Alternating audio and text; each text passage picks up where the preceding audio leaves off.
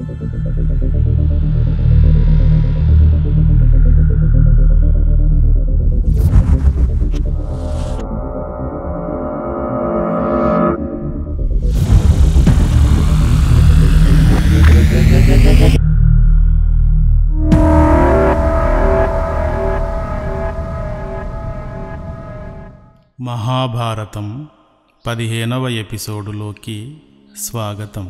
గత ఎపిసోడులో కౌరవ పాండవుల పూర్వీకుడైన యయాతి కథను చెప్పుకున్నాం. ఇక ఈ ఎపిసోడులో తర్వాతి కథను కొనసాగిద్దాం. యయాతి తర్వాత యయాతి కుమారుడైన ఊరుడు ధార్మికంగా ఎంతో కాలం రాజ్యపాలన చేసి గొప్ప రాజుగా కీర్తించబడ్డాడు. అలాంటి ఊరుని వంశంలో కొన్ని తరాలు గడిచాక రుక్షుడు అను అతను జన్మించాడు. రుక్షుడు దక్షుడు అనునతని కూతురు జ్వాల అను స్త్రీని వివాహం చేసుకుని మతినారుడు అనునతడిని కన్నాడు. ఈ మతినారు చాలా గొప్పవాడు. అనేక యజ్ఞయాగాదులు చేసి బ్రాహ్మణులను మునులను సేవించి దక్షిణలు ఇచ్చి గౌరవించాడు. ఆయన సరస్వతీ నది ఒడ్డున దీర్ఘకాలము జరుగు సత్రయాగం 12 ఏళ్ళు చేశాడు. అతని నిష్టని, వినయాన్ని, భక్తిని, బలాన్ని చూసి సరస్వతీ నది అతనిపై అనురాగవతి అయ్యింది. అలా వారిద్దరూ వివాహం చేసుకున్నారు. వారికి త్రసుడు అనే అతను జన్మించాడు. ఆ త్రసుడు కాళింది అనునామెను పెళ్ళాడగా ఇలినుడు అనునతడు జన్మించాడు. ఇలినుడు రథంతరి అనునావిడను పెళ్ళాడగా దుష్యంతుడు జన్మించాడు. దుష్యంతుడు అప్పటి వరకు పాలిస్తూ వచ్చిన అందరు రాజులలోకి భీకరమైన బలశాలి. ఒకసారి అడవిలోని క్రూరమృగాలు గ్రామాలపైన పడి అరాచకం సృష్టించగా ప్రజలను వాటి బారి నుండి రక్షించడానికై వేటకు బయలుదేరాడు. అతి భీకరంగా వేట సాగించాడు. 8 కాళ్ళ శరభాలను సైతం గిరగిరా తిప్పి విసురుతూ కత్తిని, బాణాలని, బరిసెలను సమయానుకూలంగా ప్రయోగిస్తూ ఊళ్ళన్నింటినీ అడవి జంతువులు లేని రక్షణ వలయంగా మార్చేశాడు. చివరగా మదమెక్కిన ఏనుగుల గుంపును తరుముతూ ఒక కొండపైకి చేరాడు. అక్కడితో వేట ముగిసింది. రాజు అలసిపోయాడు. కొండపైన ఎత్తైన ప్రదేశంలో నిలబడి కిందకి చూశాడు. క్రింద ఒక ఆశ్రమం కనబడింది. దుష్యంతుడు ఇదివరలో కొన్నిసార్లు ఈ కణ్వ మహర్షి ఆశ్రమం చూసి ఉన్నాడు. ఎన్నిసార్లు చూసినా ఆ ఆశ్రమం అతనికి ఆశ్చర్యం కలిగిస్తూ ఉంటుంది. అక్కడ పులులు, జింకలు కలిసి ఆడుతాయి. పిల్లి, ఎలుకలు కలిసి తిరుగుతాయి. నిరంతరం సామవేద గానం వినిపిస్తూ ప్రశాంతంగా అద్భుత లోకంలా ఉంటుంది. రాజు తనతో వచ్చిన పరివారాన్నంతా అక్కడే ఆగమని చెప్పి కొండ దిగి ఆశ్రమం వైపు నడిచాడు. రాజు వెళ్ళేసరికి అక్కడ ఎవ్వరూ లేరు. ఒక అందమైన అమ్మాయి మాత్రం ఉంది. ఆ అమ్మాయి రాజుకు నమస్కరించి ఆదరించింది. కణ్వ మహర్షిని దర్శించి నమస్కరించి ఆయన ఆశీర్వాదం పొందాలని వచ్చాను. ఎక్కడికి వెళ్ళాడో కదా అని తనలో తాను గొనుక్కున్నాడు మహారాజు. వెంటనే ఆ అమ్మాయి, వారు ఇప్పుడే అడవిలోకి పూలు తేవడానికి వెళ్ళారు. మీరు వచ్చారని తెలిస్తే వెంటనే తిరిగి వస్తారు. వారు వచ్చేంత దాకా మీరు ఇక్కడే ఉండండి అంది. ఆయన చాలా సంతోషించి, నీవు ఎవరి కూతురువు? ఇంత అందము, ఇంత తెలివితేటలు కలిగిన నీవు ఇక్కడికి ఎలా వచ్చావు అని అడిగాడు. నేను కణ్వ మహర్షి కూతురిని అందావిడ. అదేమిటి? కణ్వ మహర్షి ఊర్ధ్వరేతస్కుడు, వివాహం చేసుకోకుండా ఇంద్రియాలను జయించినవాడని విన్నాను. ఆయనకు కూతురేమిటి? నమ్మలేకుండా ఉన్నాను అన్నాడు. ఆయనకు సమాధానమిస్తూ, మీలాగే కొంతకాలం క్రితం ఒక ముని ఇక్కడికి వచ్చాడు. ఆయన నన్ను చూసి, ఈ అమ్మాయి ఎవరు? నీవు సన్యాసివి కదా, నాన్న అని పిలుస్తుందేమిటి అని అడిగాడు. అప్పుడు మా నాన్నగారైన కణ్వ మహర్షి, నేను కూడా వినేటట్లుగా చెప్పిన కథను మీకు చెప్తాను, వినండి అంటూ, ఒకసారి విశ్వామిత్ర మహర్షి అతి భయంకరంగా తపస్సు చేయసాగాడు. ఆయన తపస్సు వలన పుట్టే వేడి ఇంద్రలోకాన్ని తాకింది. ఇంద్రుడు భయపడి అప్సరసలందరిలోకి అందగత్తె అయిన మేనకను పిలిచి, నీవు వెళ్ళి విశ్వామిత్రుని తపస్సును భంగము చేయి అని ఆజ్ఞాపించాడు.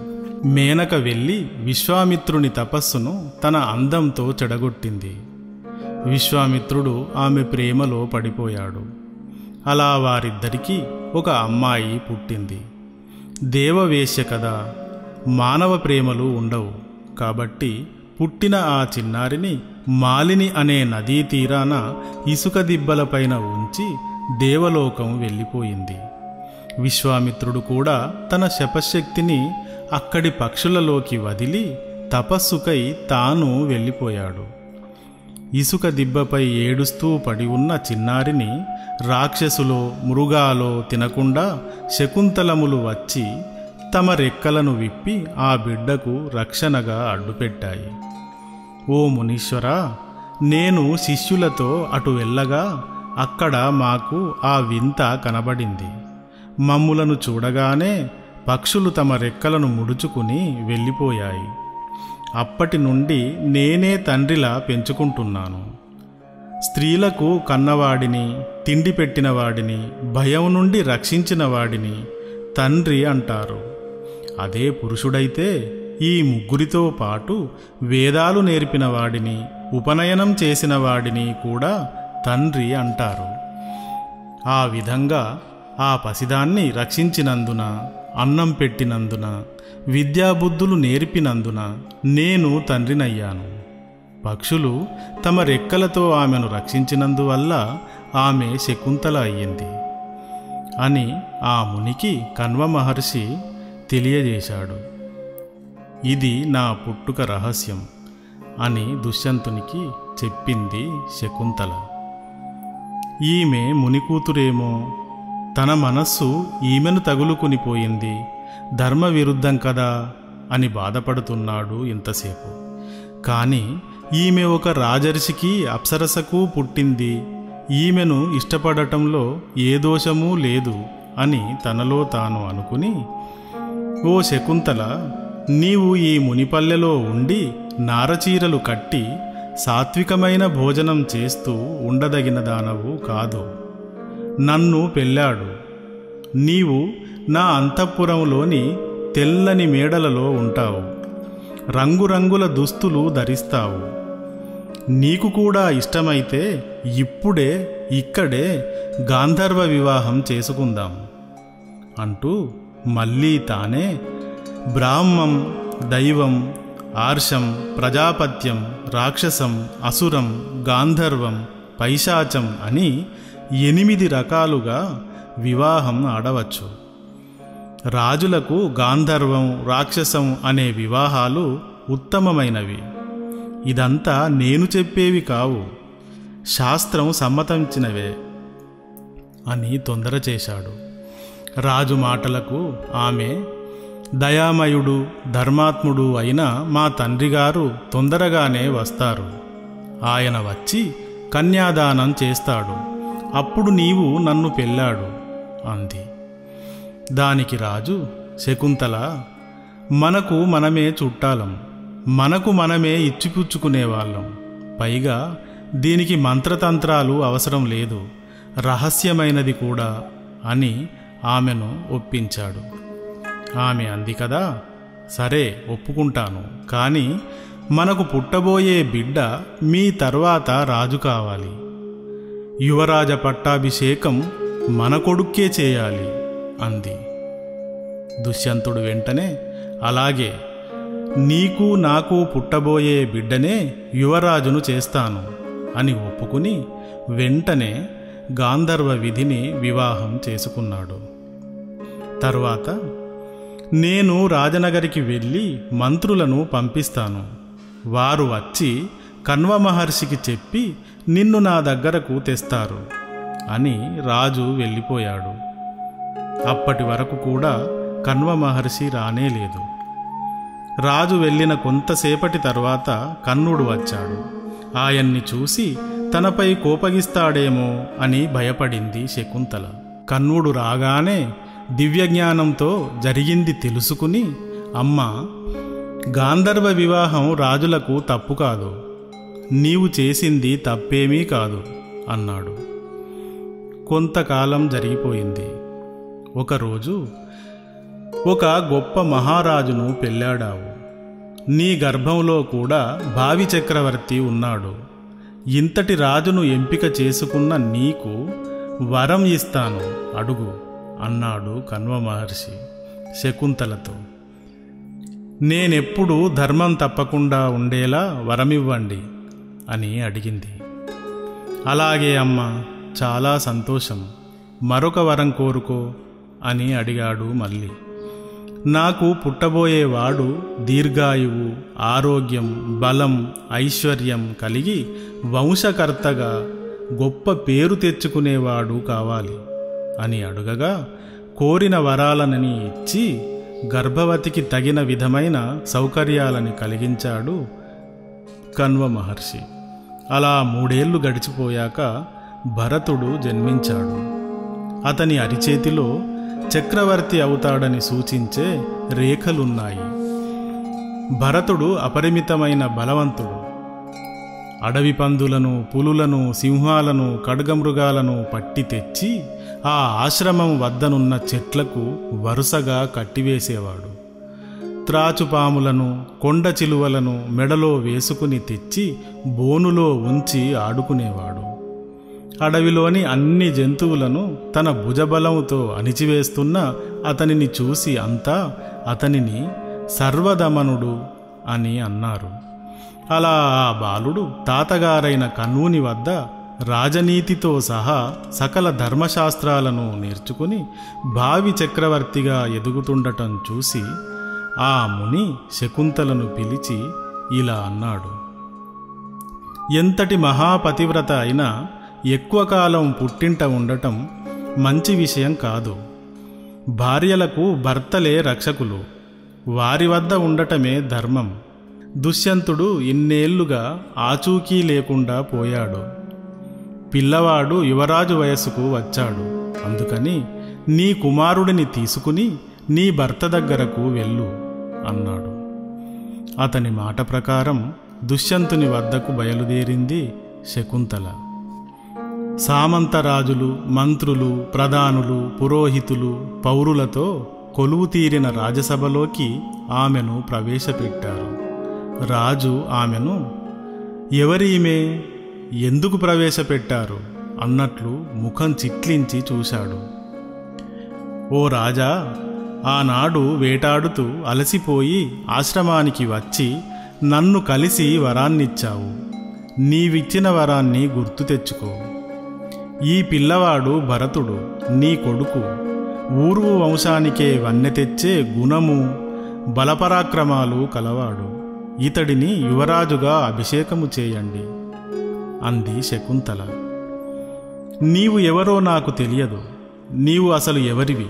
ఎక్కడి నుండి వచ్చావు? అబద్ధపు మాటలు చెబుతున్నావు. ఎక్కడి నుండి వచ్చావో అక్కడికి తిరిగి వెళ్ళు అన్నాడు నిర్దాక్షిణ్యంగా.